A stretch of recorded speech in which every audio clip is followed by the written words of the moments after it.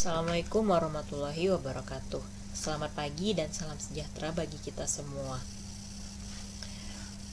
Hari ini Ibu akan mengajarkan materi tentang jumlah dari peubah acak bebas.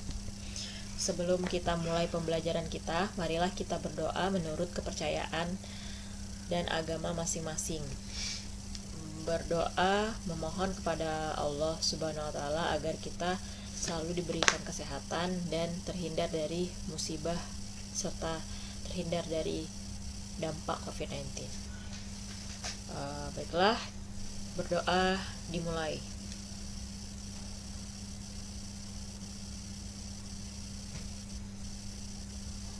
Berdoa selesai. Oke. Kenapa ya kita mempelajari jumlah dari peubah acak bebas pada aktuaria? Karena pada model risiko individu, klaim dari sebuah perusahaan asuransi dimodelkan sebagai jumlah dari klaim-klaim individu yang diasuransikan.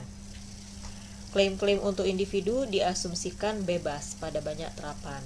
Maka daripada itu perlu kiranya kita menentukan bagaimana fungsi sebaran jumlah dari peubah acak bebas. Pertama kita akan mempelajari jumlah dari dua peubah acak dulu sebelum ke jumlah dari lebih dari dua peubah acak. Jadi pertama jumlah dari dua peubah acak dulu ya, yang bebas dan diskrit. Pastinya yang tak negatif ya.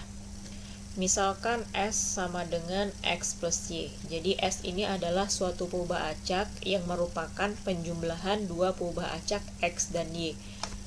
Kemudian X dan Y adalah peubah acak diskrit. Distribution function atau fungsi sebaran dari S adalah F besar SS. Itu bisa kita hitung dengan peluang dari S yang kurang dari sama dengan S. Ini sudah dipelajari ya di teori peluang.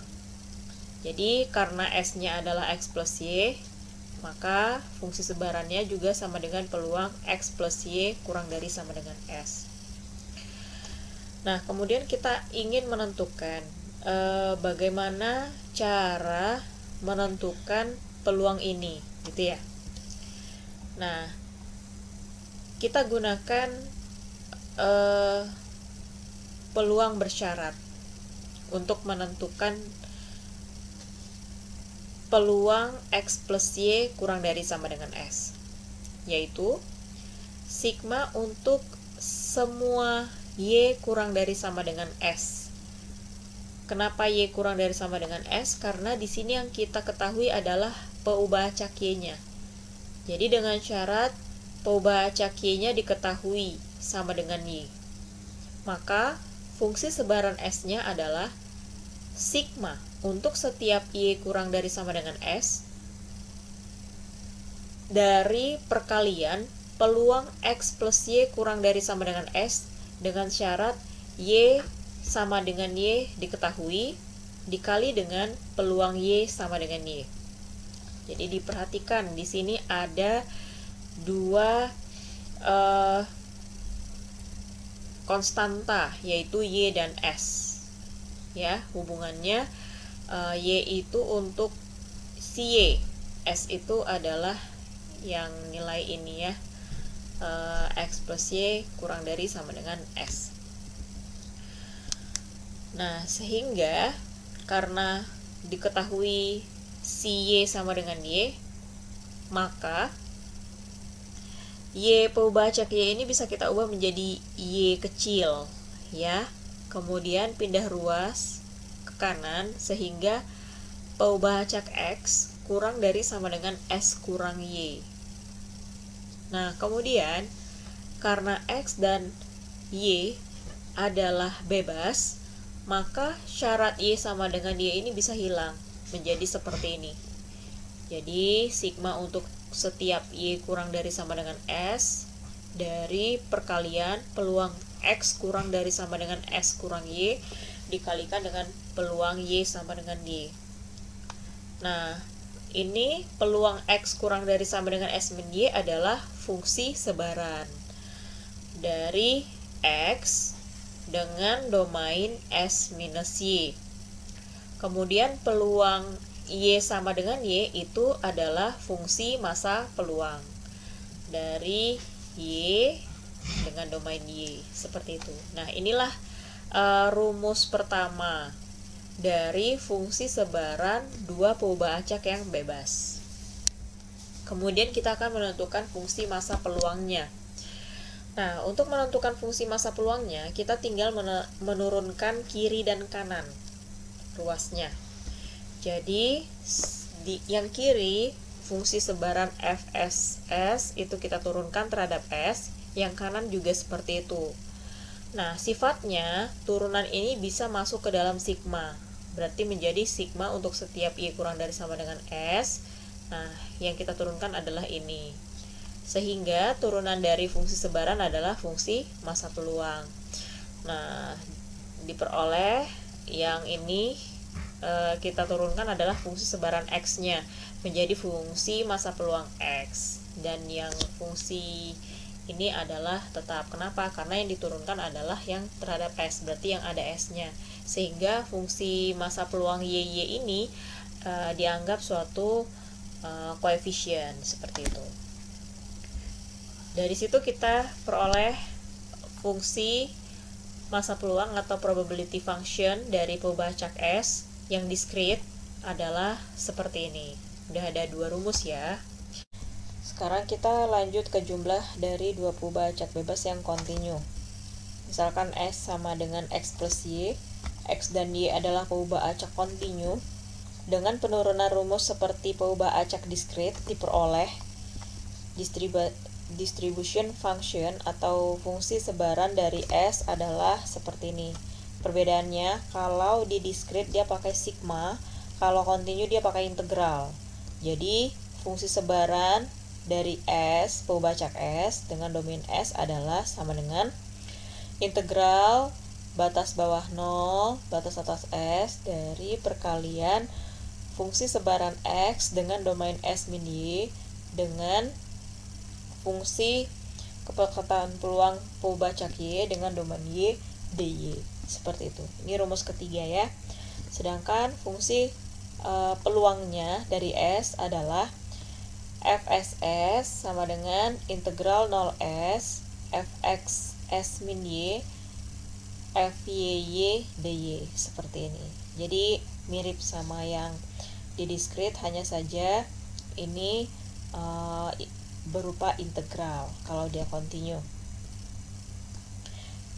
Untuk catatan, operasi ini dikatakan proses konvolusi. Nah, sekarang kita mau menentukan jumlah dari peubah acak bebas. Nah, di sini bukan dua peubah acak lagi, tapi lebih dari dua. Untuk menentukan sebaran dari jumlah lebih dari dua peubah acak, kita dapat menggunakan proses konvolusi secara iteratif. Untuk S sama dengan penjumlahan X1 plus X2 plus sampai dengan Xn dengan Xi adalah peubah acak bebas ke I, F besar I adalah fungsi sebaran dari Xi, dan Fk adalah fungsi sebaran dari X1 plus X2 plus sampai dengan Xk. Jadi bisa bedakan ya antara Fi, I-nya yang di bawah, dan Fk, K-nya tanda kurung di atas. Kalau Fi dia fungsi sebaran dari tiap peubah acaknya. Cuma satu peubah acaknya. Kalau Fk yang di atas itu adalah fungsi sebaran dari penjumlahan peubah acaknya. Dari peubah acak pertama sampai dengan ke K. Nah, prosesnya adalah seperti ini. Jadi kalau kita mau menentukan fungsi sebaran, nah ini F2 artinya fungsi sebaran dari penjumlahan peubah acak X1 plus X2 ya. Itu sama dengan F2 nah konvolusi F1 gitu ya. Nah, karena F1 itu adalah fungsi sebaran penjumlahan X1 doang kan, berarti F1 ini sama dengan F1 ini. Jadi F1-nya di atas sama dengan F1 yang di bawah gitu ya. Nah, jadi seperti ini. Kemudian kalau F3 itu sama dengan F3 bawah konvolusi dengan F2 atas. Nah, F2 atas nggak bisa kita sama dengan F2 bawah. Kenapa? Karena F2 atas itu pengertiannya fungsi sebaran dari penjumlahan peubah acak X1 tambah X2. Kalau F2 bawah artinya fungsi sebaran dari peubah acak X2. Jadi ini nggak bisa ya, ini tetap seperti ini aja.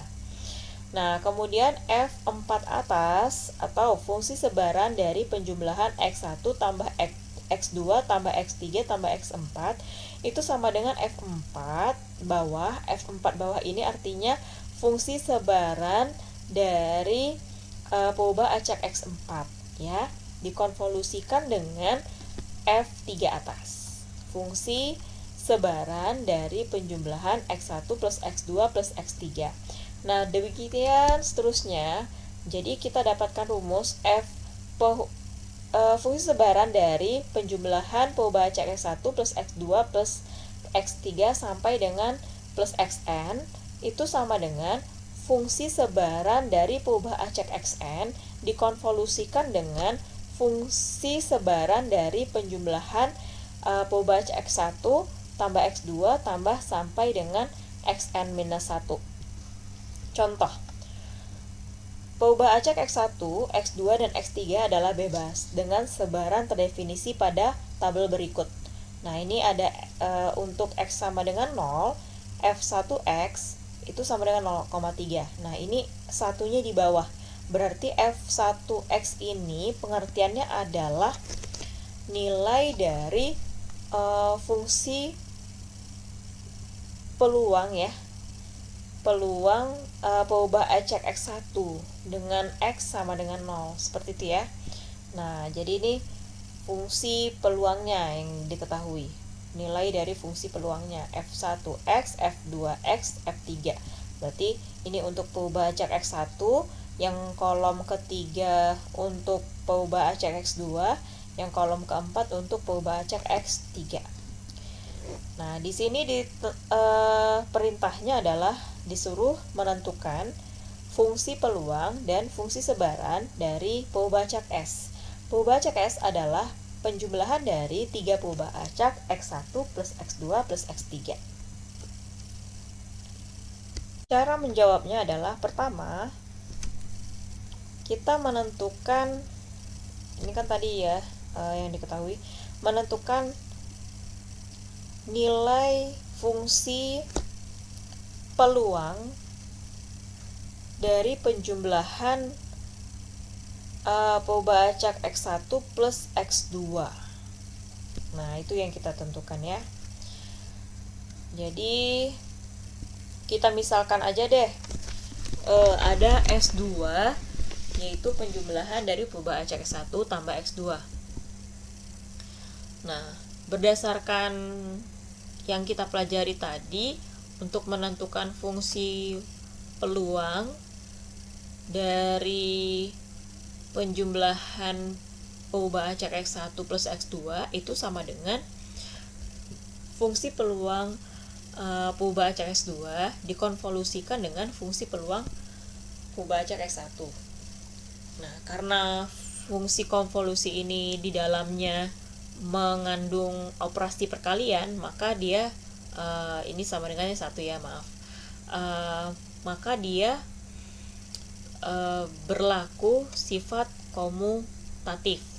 Berarti bisa kita buat menjadi fungsi peluang dari peubah acak X1 dikonvolusikan dengan fungsi peluang dari peubah acak X2.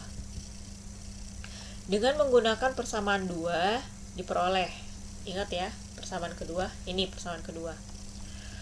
Nah, fungsi peluang dari penjumlahan peubah acak X1 plus X2 dengan domain S sama dengan sigma untuk setiap X yang kurang dari sama dengan S dari perkalian fungsi peluang peubah acak X1 dengan domain S min X dikalikan dengan fungsi peluang peubah acak X2 dengan domain X.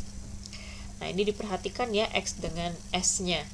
Nah, jadi Gini, karena tadi, yuk kita lihat dulu yang diketahui. Nih, kan kita mau menentukan fungsi peluang dari penjumlahan X1 tambah X2. Berarti kita nanti menggunakan nilai-nilai yang di kolom kedua dan kolom ketiga. Nah, kita lihat rentangan nilainya. Untuk perubahan cak X1 itu rentangannya 0 sampai 1. Perubahan cak X2 rentangan nilainya 0 sampai 1. Berarti nanti penjumlahannya rentangannya adalah 0 sampai 2. 2 itu diperoleh dari batas atas yang perubahan acak pertama ditambah dengan batas atas perubahan acak yang kedua. Tadi batas atasnya adalah 1 ditambah 1 jadi 2. Jadi 0 sampai 2. Seperti itu ya. Nah, jadi kita tentukan nilai fungsi peluang dari penjumlahan perubahan acak X1 X2 dengan domain 0, 1 dan 2. Yang pertama kita tentukan yang domainnya adalah 0. Di sini yang 0 adalah S. Berarti setiap rumusnya yang ada S kita ganti dengan 0. Nah, ini kan X kurang dari sama dengan S. Berarti menjadi X kurang dari sama dengan 0. Kemudian F1 S min X. Berarti S-nya ganti jadi 0. Sehingga F1 0 kurang X. F2X. Paham ya? Nah, di sini X-nya kan kurang dari sama dengan 0. Sedangkan X tadi yang diketahui itu paling kecilnya adalah 0. Berarti X yang kurang dari sama dengan 0 adalah 0 itu sendiri, kan ya? Nah, berarti ini penjumlahannya ya dengan domain 0 itu aja, nggak ada penjumlahan yang lain-lain gitu loh. Berarti untuk X sama dengan 0. Nah, berarti F20 sama dengan F1, 0 kurang 0 dikali F20. Dah, cukup, nggak ada tambah apa-apa. Karena X paling kecilnya memang sama dengan 0. Nah, 0 kurang 0 kan 0. Berarti F10. Kita lihat F10. Ini dia F10 ya. Nah, ini adalah nilai dari F10. F1X dengan 0 kita pertemukan dapat 0,3. Tadi kita butuh juga F20. Nih ya, jadi 0,4. Sehingga ini yang F10 dikali F20 menjadi 0,3 kali 0,4 sama dengan 0,12. Oke, F20 udah didapat. Tadi kita butuh F20, F21, F22. Nah, berarti kita tentukan dulu F21. Ganti S-nya dengan 1. Berarti sigma untuk setiap X kurang dari sama dengan 1, F1 1 kurang X, F2X. Nah, X yang kurang dari sama dengan 1 adalah X sama dengan 0 dan X sama dengan 1. Nah, di sini baru ada penjumlahannya. Sehingga sigma untuk setiap X kurang dari sama dengan 1 ini itu adalah penjumlahan dari F1 1 kurang 0, F20. Jadi X-nya kita substitusi 0 dulu. Gitu ya. Ini 1 nggak berubah, 1 ya. Ditambah dengan F1 kurang 1 F21. Sekarang X-nya ganti jadi 1. Paham ya? Nah, F11 kita lihat di tabelnya.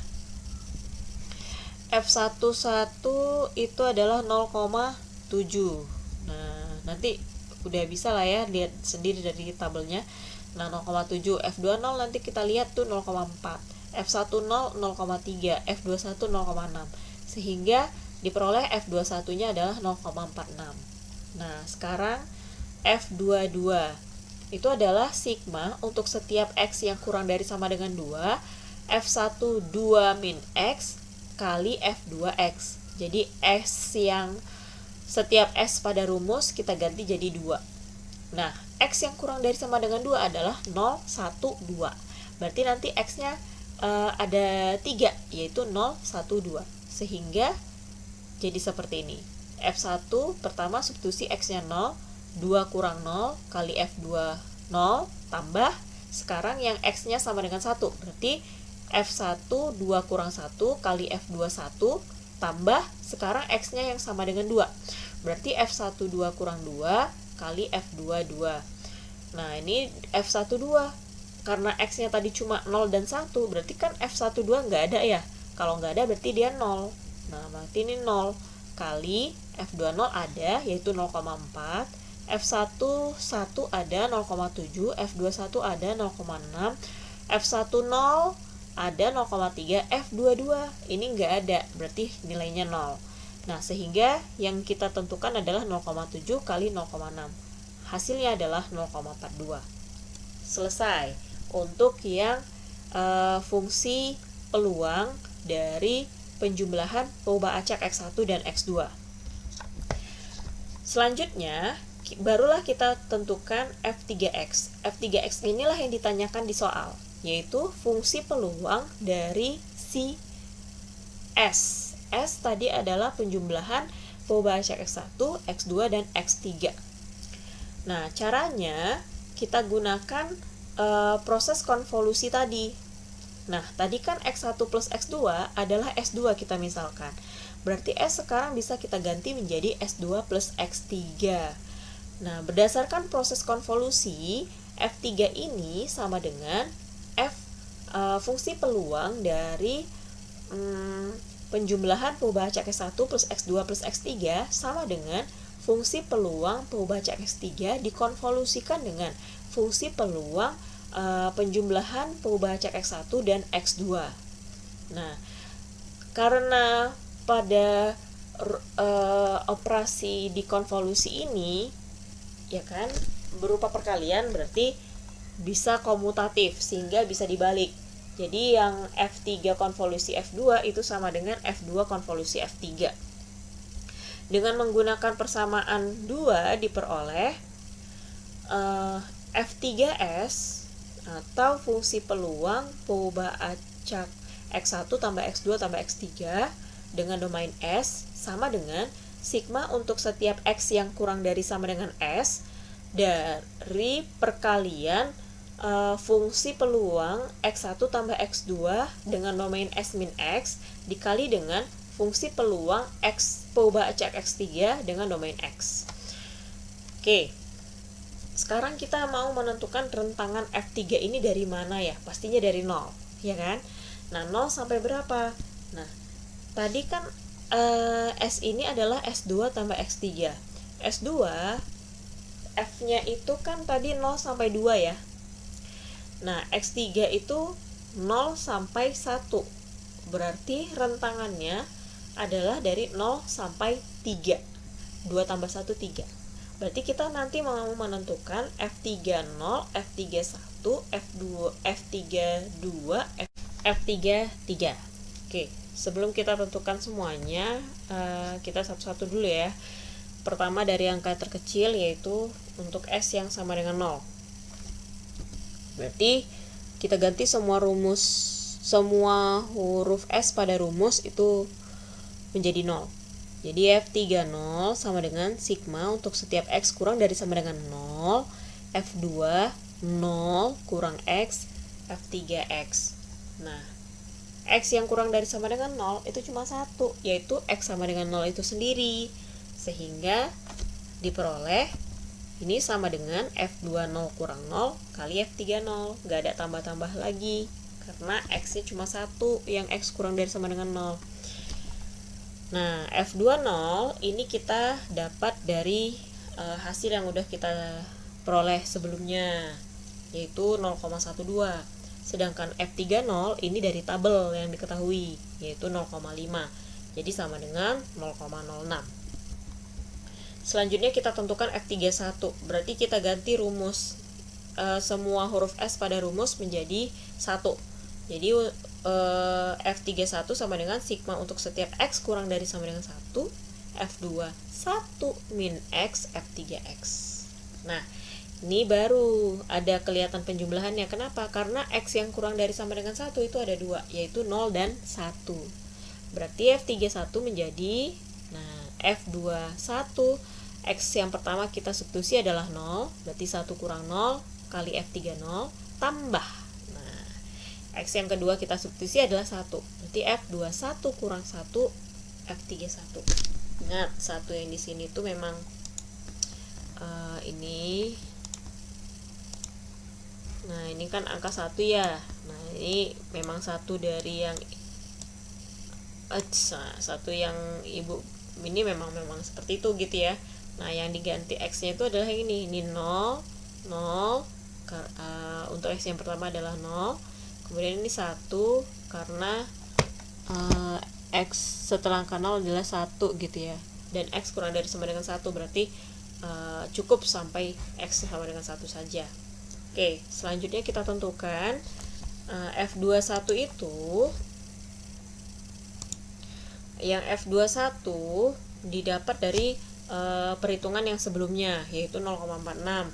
F30 ini dari tabel yang diketahui 0,5, ditambah F20 dari perhitungan yang sebelumnya 0,12, F31 itu dari tabel 0,5. Jadi hasil akhir F31 adalah 0,29. Nah, F30 udah, F31 udah, F32. Kita ganti S-nya menjadi 2. Berarti F32 sama dengan sigma untuk setiap X kurang dari sama dengan 2, F22 min X, F3X. Kita butuh X yang kurang dari sama dengan 2. Berarti 0, 1, 2. Ada 3X yang akan kita ganti. Sehingga menjadi seperti ini. F22 kurang 0 kali F30 tambah F22 kurang 1 kali F31, karena yang pertama X-nya adalah 0, yang kedua adalah X-nya 1, yang ketiga X-nya adalah 2. Menjadi seperti ini. Paham ya? Nah, 2 kurang 0, 2. Berarti F22 itu didapat dari perhitungan sebelumnya 0,42, F30 dari tabel 0,5, F21 dari perhitungan sebelumnya 0,46, F31 dari tabel 0,5. Kemudian F20 dari perhitungan sebelumnya 0,12, F32 di tabel kan nggak ada. Berarti F32 ini nilainya 0. Setiap yang nggak ada itu nilainya 0. Paham ya? Nah, jadi hasilnya adalah 0,44. Yang terakhir, F33. Kita ganti S-nya dengan 3. Sehingga sigma untuk setiap X kurang dari sama dengan 3, F2, 3 kurang X, F3X, ini akan menjadi apa gitu ya. Nah, tentukan X-nya, karena di sini X kurang dari sama dengan 3, berarti X yang akan kita ganti adalah 0, 1, 2, 3. Ada 4. Berarti sigmanya agak panjang ya, penjumlahannya agak panjang. Untuk suku pertama, kita ganti X-nya 0, jadi F23 kurang 0 kali F30, tambah suku kedua, X-nya kita ganti jadi 1, berarti F23 min 1 kali F31, ditambah suku yang ketiga, kita ganti X-nya dengan 2, F23 min 2 dikali dengan F32, tambah suku yang terakhir, kita ganti X-nya dengan 3, menjadi F23 min 3 kali F33. Jadi sama dengan F23 itu kan gak ada ya, karena F2 tadi hanya 0, 1, sampai 2 gitu ya. Nah, berarti ini 0 nilainya. F30 di tabel adalah 0,5. F22 itu 0,42 dari perhitungan sebelumnya. F31 ini dari tabel 0,5. F21 dari perhitungan sebelumnya itu 0,46. F32 itu hasilnya nggak ada di tabel, berarti 0. Kemudian F20 dari perhitungan sebelumnya adalah 0,12, F33 tidak ada di tabel, berarti 0. Sehingga di sini yang nilainya tidak 0 adalah suku kedua dan suku ketiga. Kita jumlahkan, hasilnya akan menjadi 0,21. Nah, selesailah fungsi peluang dari atau probability function dari S. Sudah diperoleh ya. Selanjutnya kita tentukan distribution function-nya atau fungsi sebarannya. Nah, caranya ini gak perlu pakai proses konvolusi. Kenapa? Karena kita sudah dapatkan nilai-nilai fungsi massa peluang. Jadi kita pakai yang hubungan antara fungsi sebaran dengan fungsi massa peluangnya aja. Jadi kan F3X itu kan adalah fungsi sebaran dari penjumlahan X1 plus X2, X3 ya. Nah, atau sama dengan peluang S besar. Tadi kan X1 plus X2 plus X3 itu dimisalkan sebagai S gitu ya. Kurang dari sama dengan X. Nah, ini kalau F30 itu sama dengan peluang S yang kurang dari sama dengan 0. Karena yang kurang dari sama dengan 0 hanya 0 itu sendiri, berarti ini peluang S sama dengan 0. Nah, ini sama aja dengan F30. sama dengan 0,06. Selanjutnya, F31 itu sama aja dengan peluang S kurang dari sama dengan 1. Nah, yang kurang dari sama dengan 1 itu ada 2, 0 dan 1. Berarti ini penjumlahan peluang S sama dengan 0 ditambah peluang S sama dengan 1. Nah, peluang S sama dengan 0 itu sama aja dengan F30 ditambah peluang S sama dengan 1 adalah F31. Nah, jadinya 0,06 tambah 0,29 sama dengan 0,35. Selanjutnya F32 itu adalah peluang S yang kurang dari sama dengan 2. Yang kurang dari sama dengan 2 itu adalah 0, 1, 2. Berarti ada penjumlahan 3 suku. Peluang S sama dengan 0 tambah peluang S sama dengan 1 tambah peluang S sama dengan 2. Nah, ini sama aja dengan F30 tambah F31 tambah F32 sama dengan 0,06 tambah 0,29 tambah 0,44 hasilnya 0,79. Nah, yang terakhir F33 adalah peluang S kurang dari sama dengan 3. Yang kurang dari sama dengan 3 adalah 0, 1, 2, 3. Berarti ada 4 suku. Jadi seperti ini. Peluang S sama dengan 0 tambah peluang S sama dengan 1 tambah peluang S sama dengan 2 tambah peluang S sama dengan 3. Nah, peluang S sama dengan 0 itu tadi adalah sama dengan F30. Peluang S sama dengan 1 sama dengan F31, peluang S sama dengan 2 adalah F32, peluang S sama dengan 3 adalah F33, sehingga hasilnya adalah 1. Nah, sehingga probability function dari S adalah seperti ini, ya. F33 0,06 untuk X sama dengan 0, ya. Kemudian distribution function atau fungsi buran dari S adalah seperti ini. Cukup sekian dari Ibu. Assalamualaikum warahmatullahi wabarakatuh.